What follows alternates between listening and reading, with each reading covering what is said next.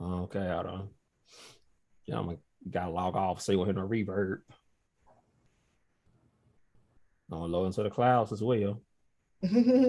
Yeah, clouds are where it saves on the back end. It's right here gonna be saved on YouTube. All right, got it. All right, here we go. Now I'm start recording to the clouds. Hold on. Here we go. All right, here we go. Get ready. Hey, hey, hey.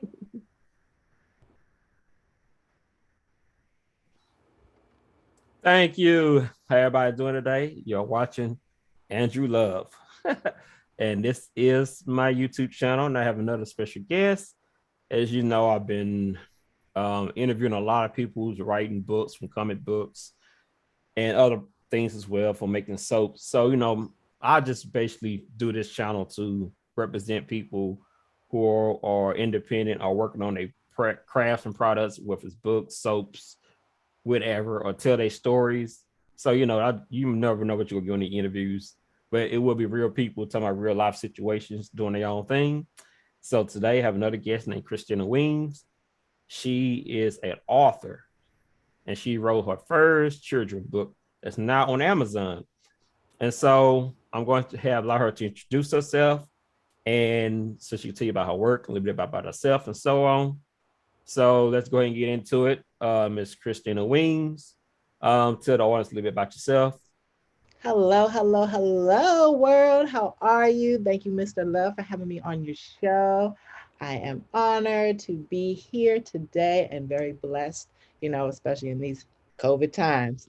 But yes, let's talk about this book. I wrote my first children's book called Michael and Ralph.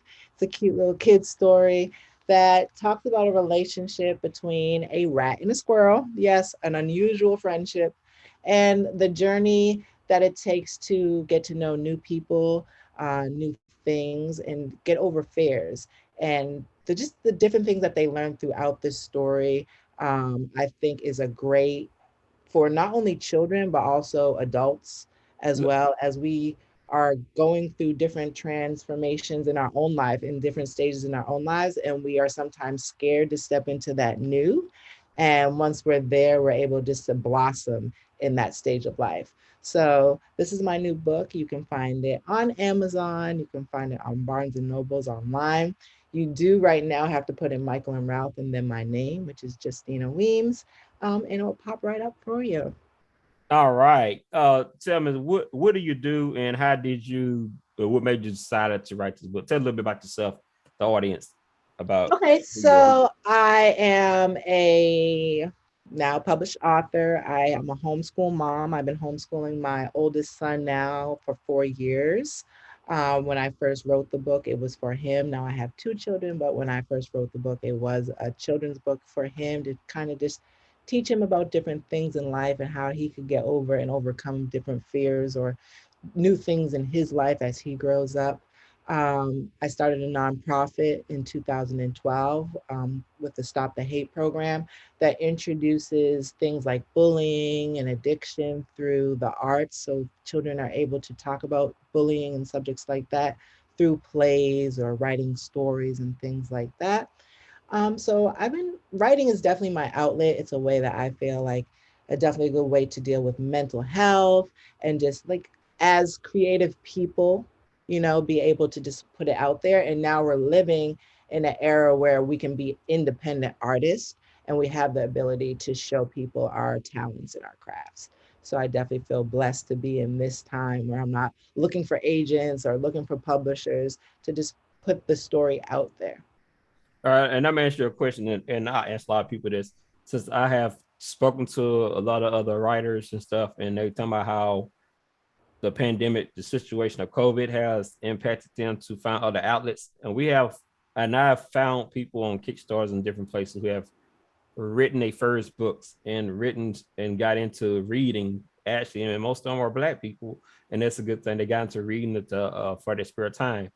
At this time, unfortunately, where it's kind of good and kind of bad since the COVID and pandemic, do you, according to your work and what you do you feel like that people are paying more attention to books as children books as well, and what you're doing because they're looking for things to do to cope with, they off time.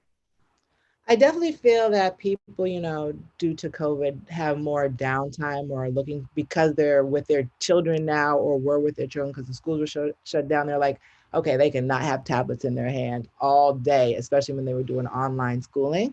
So I think looking for alternatives like, a good story to read and, interact with your children, not only having them read, but reading to them is also a great, way to build memories and just share a bond or build a bond with your children. Cool. So, uh, for as your first children book, what pretty much inspired you to write this book? So I actually, Michael and Ralph is actually my two brothers that I lost when I was a child. Michael, he was diagnosed with leukemia, and my brother Ralph, he actually passed away due to gun violence. So the book in itself is to remember them.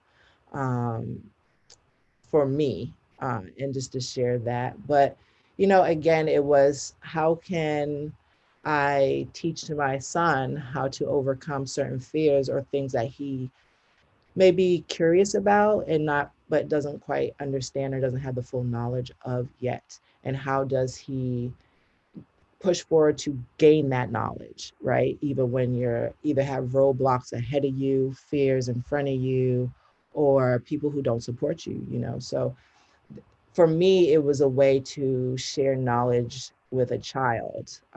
Because for me, it's about I'm not raising a child, I'm raising a man. So, how can I start at a young age to install certain morals and skills inside him starting as young as 3, right? So you start with different characters and you put those morals into the story. That's very beautiful. Yeah, that's that's very touching. Trying to listen, that's a lot of because I'm thinking about um how you able to stay strong and process this writing this book based on the family members and trying to think how you was able to um use his pain or whatever to write a story and to write the book. um was it was it kind of difficult? Because don't you know? I know when you write stories based on people that you love, that you have to think about some of the experiences. Was it kind of difficult to write the book before you start writing? Or was it I mean, easier I for definitely certain? go through my moments of, you miss people. You miss people when they're gone, but we hold a or wear a different type of skin as people of color as far as how we hold pain or stress or how we deal with that. I lost my father to police brutality before I lost one of my other brothers in between losing both of my brothers. Right. So again, when I talk about using writing, using the arts as an outlet, it's a way to deal with mental health. For me, this is a way for me to remember them in a positive way, to for me to never forget who they were, in these characters. But also again to teach my son to stray away from, like I said, I lost my brother to gun violence. So what morals can I already install in my son as a young Black man who I can install all the great morals in the world, but like I said, I lost my father to gun violence, to police brutality, and we see Black men losing their lives to police brutality every day, whether they're in the right or the wrong. You feel me? So life teaches us a lot. I feel like it's just how we use what the things that life teaches us. And for somebody of myself, like I didn't know at a young age how to cope with a lot of this pain like I do now. I'm just grateful enough to have lived so long to learn from my mistakes. Like I did 5 years in federal prison. I did not know how to deal with the pain of losing my father, of losing 2 brothers. I turned to the streets. I sold drugs. You know what I'm saying? Like, but what do I do after that? Do I continue to go back? Do I continue? What do I do with my life? And the only thing I knew what to do after 5 years was to teach young people how to use their anger and their talents. Like, how do we deal with our anger and put it into our talents? How do we allow that anger to drive us in a positive way? Because nobody can tell you that your anger or your hurt is wrong. All these things are real things, they're real feelings. but it's how we react to these feelings that 9 times out of 10 get us in trouble.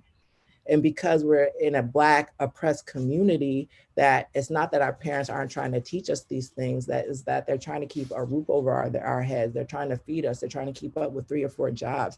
People talk about, well, we don't understand financial literacy and it's due to our parents. Well, if our parents didn't have an extra dollar to save, how can they teach us about financial literacy? They're literally trying to use every penny they have.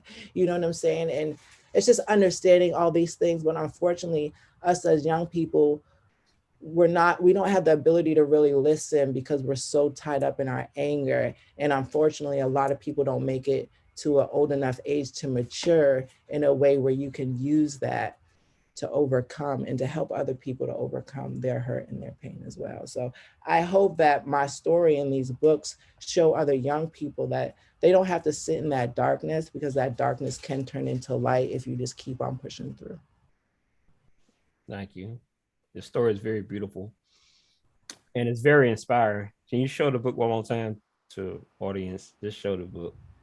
And so this is That's the soft cover. This is the hard cover, which should be available soon on Amazon and all those great sites. I'll share the links with you so you can have them for people. But there's some really great illustrations in here. And I got to work with a very awesome illustrator, Black illustrator, Rodney, who did an amazing job. And I was just blessed, truly blessed. Like also, again, this took time. I wrote this like 5 years ago, but sometimes good things take time. So don't give up on your dreams. Don't give up on things that you might have this like, oh, I wrote that. It's not going to be nothing. Go back to it. Make it better.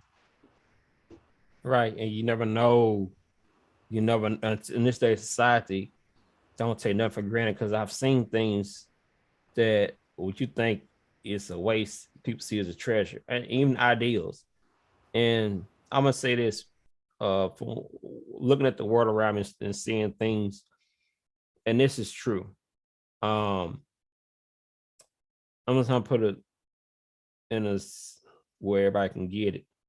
Um, okay, this is, I'm not a Christian, but this is something that's concept.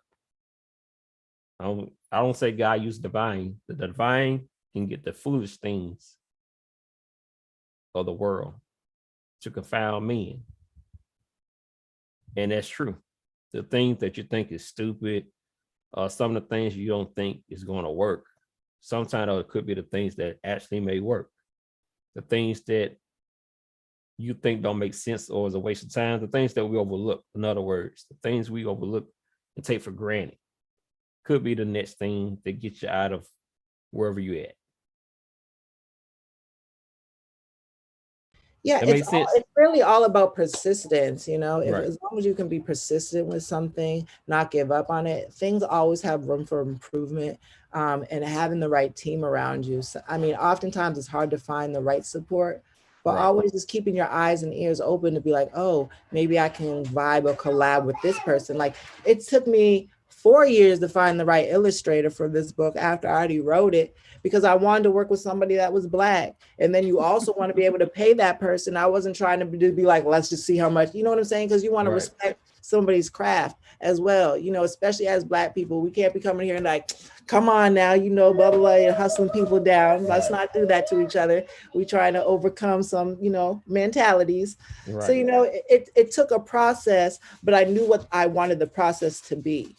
So I think, and again, it's just pushing on and being able to be patient with yourself and with the process, and just allowing yourself to grow throughout the process. Girl, you good. I don't like how you express yourself, and that's funny. So you so good at this. For real, you making my interview a whole lot easier. Yeah, because you give me information, I'm just sucking it in. Um, so I want to ask you this: on the characters in the children's book, in the come children's book, um, what things I know you did after you lost loved ones, or anything in here that resembles any of your loved ones in this book, or anything that they'll symbolize who they are or what happened to them, anything in this book, or some lessons that you're trying to learn. want people to learn from them? Sorry about my son. He wants It's to. okay. But Okay. yeah, I would definitely say okay, 2 minutes, 2 minutes. Their curiosity, and their fearlessness, like to be able to play and be able to like find new things was definitely in my brother's characters. So I feel like that in itself, that shows for me it's a part of their personality and who they were, for sure. That's what I want to know. I know it has something to do with. I just wanted to get that out to I know a lot of people do writing as such. This book is also like you know a therapy time. It's also like therapy when people write books, so things like this also part of the healing process as well. And overcoming, dealing with, like you said, dealing with the issues that you and stress and stuff that you've been through. So yes, I appreciate you sharing that. Um, is there anything is there anything you would like people to know on this platform concerning books or anything to like, to do what you do, or how to um use that energy, the bad energy or negative energy, what you want to call it, to I would do things say better? everybody should just start writing, especially students who feel like they don't have a voice. Just start to write. Any children that feel like, oh, I'm not a good writer, or they feel like they struggle with reading or writing, I encourage them to write. I'm dyslexic. I struggle with writing and all that. So like to overcome those fears, to overcome those challenges, again, it only makes you better to be able to be like, yep, I'm a little dyslexic, so I need help. I need an editor. I need this person. It just makes you a stronger person. It just makes you a more confident person in who you are and who you're supposed to be, because God, or whoever you see as your God, Yahweh, whoever, like Jesus, um, whatever skills and ability they gave you, don't let society block those from whatever negativities they have put in your mind, in your head. Because as Black people, we're always told you're not going to be, you can't be, you struggle, this is why you're not going to make it here, there, and anywhere. But it's time to take our power back. It's time to just take the time to do you and be better at whatever it is that you want to do, and to just improve those skills. But those skills cannot be improved if you're not using them, if you're not doing them. So, and reading and writing, those are just elements that we need on a daily basis, no matter what you do. So, of course, I want to encourage people to read not only the threads on your social media pages, but pick up a book, support Black writers, support Black artists who are out here doing it, and be one of us. Tell your story, tell your history, you know, find history to tell in ways that other people can latch on and learn it, because we are all different types of learners. So I definitely encourage everybody to pick up a pen and put it to paper and just let it flow. Cool. Just listening. I try to think while you're talking. What to ask next, because you have so much information. Then, um, and as you are starting to write another book, people, she says she's writing another book. I don't know you can't put too much information out there about the book because you're still in the process. But I what mean, can you? the book in itself is ready. I'm ready to put it out there, but people like one book at a time. The other book definitely is for adults. It's a more of an adult graphic Mhm. novel. Somebody people like the whole conspiracy theorist kind of a story, but it kind of tells our oppressed story, and if we had overcome in our own revolution, so to say, Black power powers the people. Ah. So it's just my take on being my own Black superhero, and the shit go down.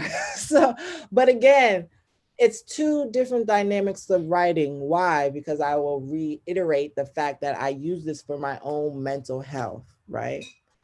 I have to deal with the way, or deal with my own way of my father being killed by police. So guess what? This next book will deal with that in my own way, because I know I'll never get the justice I want. So, Right. you know what I'm saying? So Again, I say that because we hold on to anger and we do not know how to use it. I could use that anger and be back in jail. I could be hooked on drugs. I could be shooting up the police. You know what I'm saying? I could be using it in a different way, but I'm not. I found outlets. These are things that your books can become films. These are entities that can generate generational wealth, that can rebuild a Black Wall Street concept that I want my people to thrive on. So I'm not going to sit here and use anger that's only going to destroy myself and do nothing for these Black men that I'm leaving behind when I'm gone. Uh-uh. For what? No, them days are over. The oppressed mindset that they want us to sit in, this Jim Crow era, whatever phrase or form they want to put it in, is for us to be angry and to hold on to some bullshit.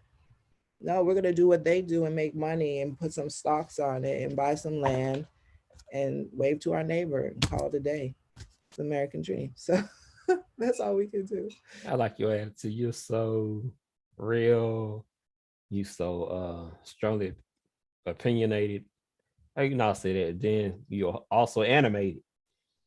But you have a you have a good heart, a good spirit. You have a very good, loving, caring spirit, and I also can see that you got to. You also can talk to different audiences, like you said with the two books. You got to talk about. Everybody have more than one side. So you got angry side, you got happy side. We all go through different things for different moods, and it's all like you. But it's like you said, it's how you process those things for greater good. Like you said, you could be doing other things. The energy, you could be doing destructive things instead of doing uh, constructive things. And so, in a good manner. So, yes, you are. This interview kind of shocked me a little bit because I didn't know what to expect because I didn't know you like that. But And we didn't have too much of a pre up to like what are we gonna talk about? no, we did. But I like my interviews flow organic because I based on my stuff off of what people go say, and because sometimes like with interviews is a lot of time I do send people a basic thing of interview what we're gonna talk about because some stuff they might not want to talk about. But even doing the interview, when I learned about interviews is when you answering questions and the person's giving answers. There's a recycling learning process. As you speak, you might say things I never thought the answer. I never would have thought the answer about. So as you talking, I get curious about some things, and then when people say things in interviews and people instead of having people assume things, how people love to hear stuff and to hear it the way they want to hear it and assume it. I might answer your question, hey, instead of just hearing things, I'm just going to break it down. What is this and this and this? You know what I'm saying? Because I want to understand it. But if I just come with a script and certain questions, you might have answers where people might have questions say, well, what do you mean by this? Because I don't like people assuming too much about things they hear. And so if I just come with a pre-written script, it won't be as real. And the number two, a lot of scripts like you see on TV and social medias and other interviews, they all script about what to say, what not to say. You know what I'm saying? And to me, it could take away what you could hear. You know what I'm saying? You know what I'm saying? Because I Yeah. want to give you time to express yourself thoroughly instead of saying, well, you got like 1 minute to answer this question. You got 1 minute to answer this question. You got 1 minute to answer this question. You got 2 minutes to answer this question. But you might not be able to express yourself in that at the time. You understand where I'm coming from? Well, I will say I am an open book, y'all. So hold on that. Right. But yeah, this was amazing. Thank you for having this interview, having me on here. I definitely enjoyed it. I like people who allow me to be me because I am, like you said, I'm animated. Um, and I definitely have different dynamics to me. Um, but I think that's something I definitely want people to embrace, especially going into a new year. Um, Especially dealing with so many people in the Black community who do deal with mental health in different ways, or don't know how to talk about mental health, or just don't know how to deal with their own mental health, whatever it is, whatever past situations you're unable to get over, whether it's abuse, addiction, a loss of a loved one. Sometimes those things hold on to you for a long time and they can take you down a dark, dark hole. So if I can just be a little guide in life for one or two people who can be like, damn, yeah, let me just put my pen to paper. let me just let this story out and just help somebody else and be a linking chain of strength um, to people who look like us and Yeah. just be that listening ear or a voice to hear. Yeah, mental health very seriously. I think most raised in this country means I learned myself have mental illnesses for us the way I think. And when you raised in this country and society and you've been programmed to think a certain way, that's not your really your thoughts, you know I'm coming from society, television, you don't sometimes you don't realize you have a mental issue. If you like, you see the way some people think, like, why do you think like that? Then everybody around them think like that. So to them, it's normal. You know what I'm saying? Until they get around somebody who can help them see things from a different perspective. You know what I'm saying? So sometimes even though people might not think they deal with mental issues, I think in this country, everybody dealing with some type of mental issue, and Black people as well. Because we were programmed to think a certain way, and we think it's okay. But just because we've been doing it, thinking this way or doing it this way, like you said, a lot of people take like you said, could be doing drugs, crime, and stuff, and that's the norm for a lot of people way of thinking based on society. But like for you think of a different way that's going to help them in the long run, not going to sabotage themselves with the mental issues they have. I So I'm mean, glad. some people have to do what they got to do to live. I get that, but how do we break the chain of this Jim Crow Yeah. oppression that they continue to keep us in this cycle? That's really what it's about. So I'm not going to play their game anymore. That's just where I'm Right. at with it. Yeah, that's what But I'm saying. I don't knock nobody's lifestyle. Oh no, I don't either. But like I said, sometimes people might not know they have a problem. Somebody can point it out to them, because you never know. But you were strong enough to break through and say, hey, you know what? I'm gonna use it for positive good. I can help somebody, and that's the way you can really help somebody. Besides to continue the cycle of destruction. So yes, I'm glad that you were able to process this through books, and could be music for some people. Unfortunately, a lot of music that we listen to is not positive. You know what I'm saying? And there are some artists out there who do put positive music out there, but uh the light shines on a few people who do get the positives, like what you do, like one or two or three, and you will have a few people who will follow the path. So I do think thank you for sharing your story. And also I know that everybody can get their books on Amazon, right? The soft cover, the hard cover should be available soon as well. Correct. So y'all make sure y'all check out what's the name, Michael and Ralph. Michael and Ralph, right here. You might have to put my name in, Jestina Weems, but Michael and Ralph, it's on Amazon. And And also, no, but you can put it probably on just Google. It'll probably put up all the sites you can buy the book. But Amazon, most people use that site. okay, we'll do it Amazon unless you get your website up and running. And how can people reach you out to? How can people reach you? So if you want to do a book signing at your local library or some type of an event, you can reach me at any of my social media links, Jestina Weems on Facebook or on Instagram. I am the founder of OMA, Black National Committee. So most people reach out to me through that. So you can hit me up through Instagram or on Clubhouse or Facebook. Well, you make sure you give me all those links. I definitely will. They can reach. I don't think I know all the links. See, I think I know you was on Facebook. So That's give the me those best one links. too. I'm still a little old school. I'm getting up there. I know it's older groups and still on Facebook. Mm-hmm. But Unless you're gonna be that's probably funny. the best. That's probably the best way to get at me. Even though I probably just put it out there. Both of my kids usually have one of my phones, so it takes me a minute to answer back. But Facebook is usually the best way to All right, reach. so I'll make sure I put the first one Facebook, and all the rest of them, Clubhouse, Toll House. Well, I'm Yeah, just playing. Instagram. All this. I'd say now. I'm on all the socials. I'm on all the socials. So you She's just gonna be that active on all the socials. that's watch out now. Depending on what day of the week it is. Dang, I'm gonna leave that alone. I ain't gonna say how that sound. I'm gonna leave it alone But it because was so nice being yes, here. Love. I can't wait to come back on your show for the next book or anything yes, else and that I got going up. yes, I appreciate you coming on, and make sure you drop those links I definitely. in the messenger so I can copy and paste them, whatever, and share them. and I'll let you know when I get ready to share this interview. It's live now, but I gotta put some information in when it's in. And I don't know if I want to. I might premiere this. I might have save it, not make it public yet. I might save it and make it premiere where you run it like it's live, but it don't be live. Okay. But it's live now. So anyway, yeah, give me those links to share. Also, I want to thank you a lot for coming on, and I'm sure you had a lot of interviews before here, right? I know you have. I've Have you? had a couple, but for other projects, because I just actually filmed or did our proof of concept for a musical that I did with my mother. So I got a lot of things going on. Before the book goes, how many interviews they have on this book?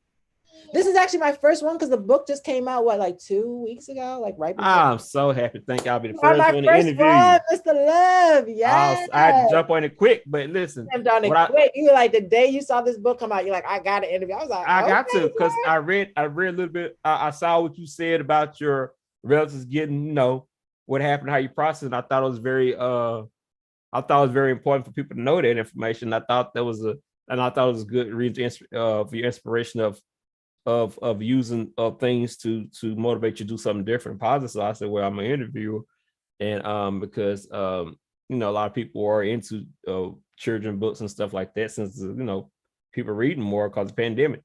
So I thought, well, I like to interview this woman, this young lady, and put her stuff out there. And I think it's very important that people do these things, no matter what, because I think it helps the person as well and the people who may read it, because it's like therapy. So I know it is. So that's why I said I got to interview her. And I think the book is going to do very well at that too. I really do, because of the story behind it. Thank you Yes. so And the so face. And the face behind it as well. So I want to thank you, Miss Jestina Weems. Check her out. Look for it on Amazon. It's already available. The soft cover, the hard cover should be coming soon. Look for it on the social media sites. You put Jestina Weems, Weems, Weems. I'm conscious, so I might be saying it kind of funny. So, so y'all can look her up. And thank y'all for tuning in to Andrew Love. Thank you for tuning into this program. Thank you, maybe listen to the podcast. Thank you for listening to us on the podcast as well. I will post this on my podcast. And thank all y'all for tuning in and watching the viewers that see this. And also, I want to thank everybody, and continue to stay positive and continue to push through these times. So when you may go into COVID or a job or where it may be, find time to do something positive, and to help your mental capacity, to help keep you happy. I know we all have hard times, ups and downs, but motivate yourself. Nobody's going to do it for you. It's what I call self-motivation. You gotta motivate yourself. And thank you, Justina. Thank y'all for tuning in. And love, peace, and prosperity to everyone.